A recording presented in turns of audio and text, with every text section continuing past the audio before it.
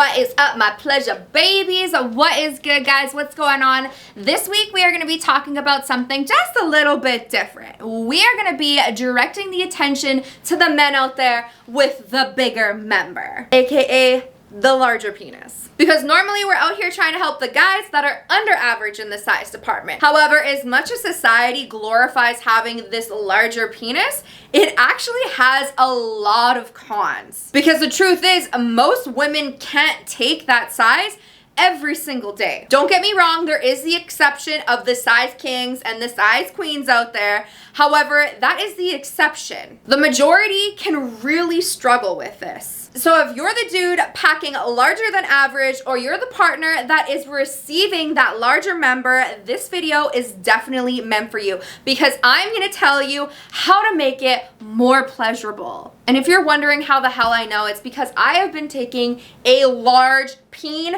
for like over 2 years now. So yeah, I feel like I'm a little bit of a vet in this. And before you little effers drop in the comment section, oh my god, she's definitely space-scape, blah, blah, blah, blah, blah, like, that's why she takes, like, you know what? No, that's my sex life, and you're lucky that I even shared that with you, okay? But the goal in this video is to teach you how to provide her with that good dick without tearing her or without causing her pain. Because sometimes sleeping with somebody with a giant dick can be a lot harder than people think. And when sex hurts, it can be a bummer for everybody involved, and it can actually impact the relationship. So if you're not ready to give up on penetrative sex, this is maybe the hope that you were waiting for. Because these are just some of my tips, my tricks that have helped me take that D. So come on, let's make this massive dick easier to handle. My first tip for you should not come as a surprise, okay?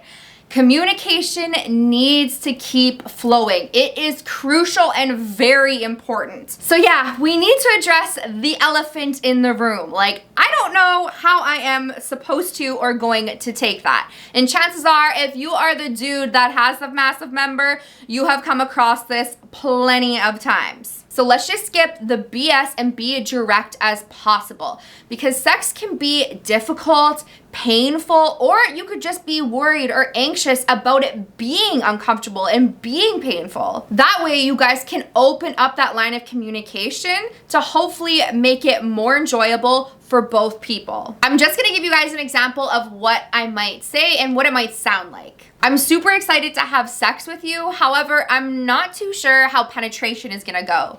Do you think we can go slow? Now, if you've already had a few failed attempts, there is nothing wrong with speaking up and saying something now, because we need to address it right now. It's never too late. So it might sound something like this. Baby, I don't know if I'll ever be able to fit all of you in, but I'm willing to give it a shot. Let's get creative. The biggest thing that we're taking away from this is that we need to come up with a game plan. The second tip that I have for you guys is to use lubrication. However, choose wisely which one you're gonna use. When we think of something that is made of silicone or an oil-based lube, those are generally a lot more slippery. So if you trust your partner's thrust game, then feel free to use an oil-based or a silicone base.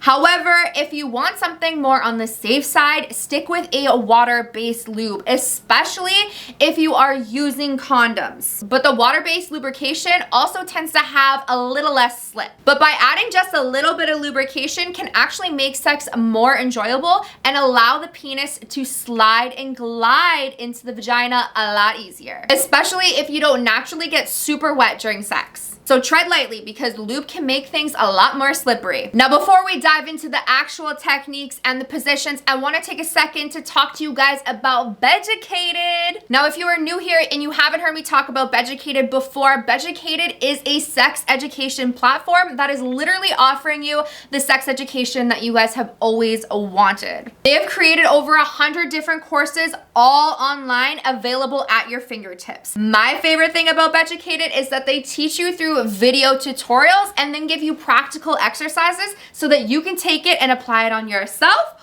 or apply it on your partner. And the best part is these courses are taught by the world's top sexperts. So you know damn well that the information that they are giving you is 100% reliable. Hell, some of my favorite courses that I've taken has been blowjob techniques, hand job mastery. I also did take a sex experiments for couples, but I am not done yet. But all of these courses help you master new spicy techniques and unlocks a new type of confidence that just radiates off of you in the bedroom. Trust me when I say you need to check it out. And lucky for you guys, I've teamed up with Beducated and we are offering you a 40% off the whole year. But if that seems like a lot for you guys to bite off, I want you guys to take this invitation to enter in the website 100% free for 24 hours of access. All you have to do is click the link down below, enter in the code PLEASUREBABY, and you will gain access to the site so that you guys can get your toes wet or yourself wet or your partner wet. Cruise through some of those courses, see what you guys are missing out on, and don't miss out on it anymore. Use the code PLEASUREBABY, enter it in, and get that 40% off the whole year. Trust me when I say you will not be disappointed.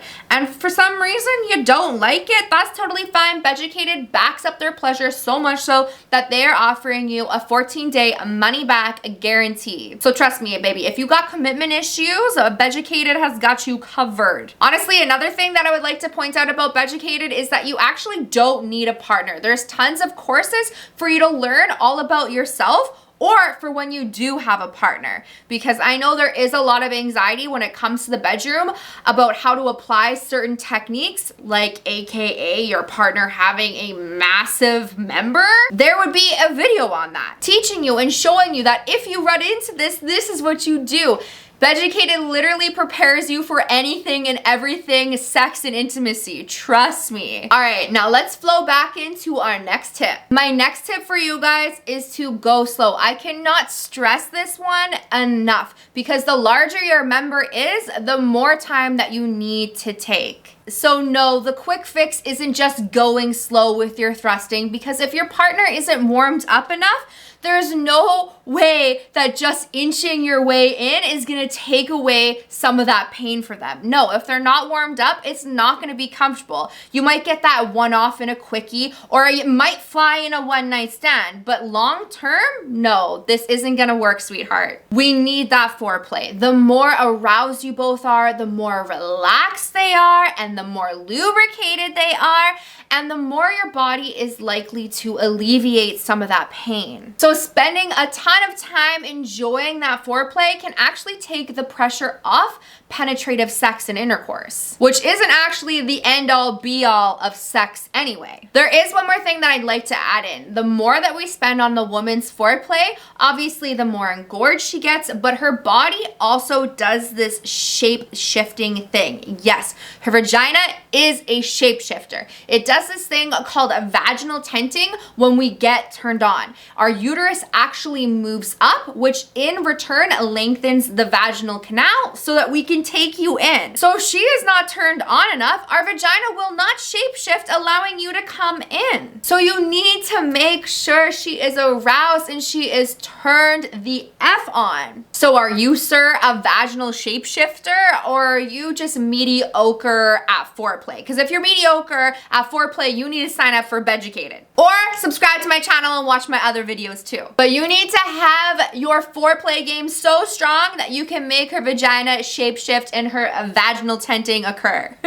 The next tip that I have for you guys is revolving around positions. And this one is an absolute game changer. So whether you're working with length or girth, both are easier to handle when the receiver is in control of the depth and speed. So obviously a really great position for this is going to be cowgirl, which I have done plenty of videos on. But this is where she is on top and she can actually control the depth of penetration and the speed that it's happening at, as well as the rhythm. Because at the end of the day, it is much easier for us to guide according to our body than to try to tell you constantly to slow down, to back up, to do this, to do that. I mean, you could do this in missionary. However, you really have to trust and have really good communication with your partner if you are going to be tackling this in missionary. It is just much easier when the receiver is in control, especially for that initial moment when you are just going to start penetration. And there's obviously going to be some positions that you just might want to avoid, because let's face it, if you are the receiver, you have definitely experienced a cervical pain or cervical cramping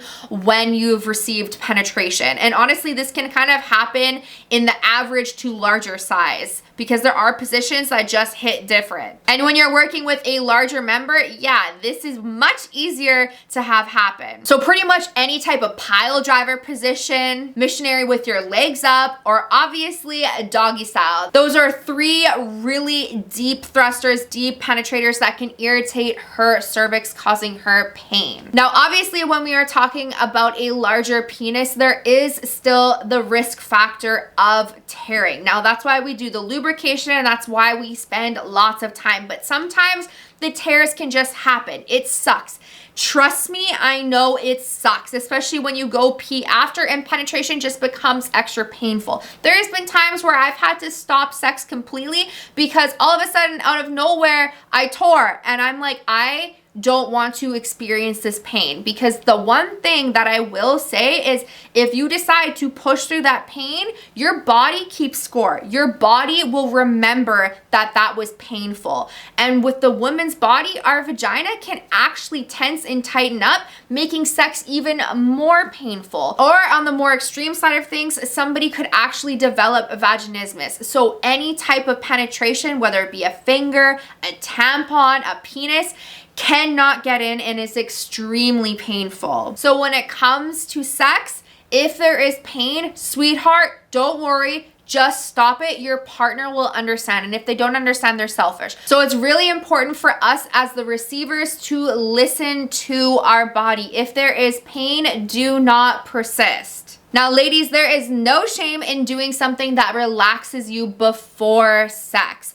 Whether that is breathing techniques, maybe it's taking a bath, getting your partner to massage you, or maybe it's opening up with a yoni massage yourself and adding it into the foreplay mix. You can also practice taking that D in the off time, even though you might need this time to recover, because sometimes I'm out for a couple of days after. But you can masturbate more frequently and experiment with different sizes of dildos as well. Now, my last tip for you guys is to introduce toys into the mix. I'm not talking about vibrators, although that can be extremely helpful in foreplay, but I actually recommend using this product that is known as the spacer, or as some of you might know it as the O-nut. This is just a soft silicone ring that slips around the base of your penis. It's basically a buffer that the penetrating partner puts on so that they don't go past the receiver's threshold. So you're not going to be running into the risk of giving her that entire length. Now, you can make this spacer longer or shorter. It's really easy and customizable. This makes it a lot easier for your partner to penetrate you without having to worry about giving you too much. And on the receiving end of things, it makes me feel a lot more safe and trusting, because I know when we get lost in pleasure, things can literally slip away. I know I touched on this earlier, but I want you guys to know that penetration isn't the end-all be-all. There's no shame in pulling back, doing some oral, maybe finishing off with a hand job, watching your partner finish themselves off, or helping them out in some way, some form, maybe even using a different type of toy.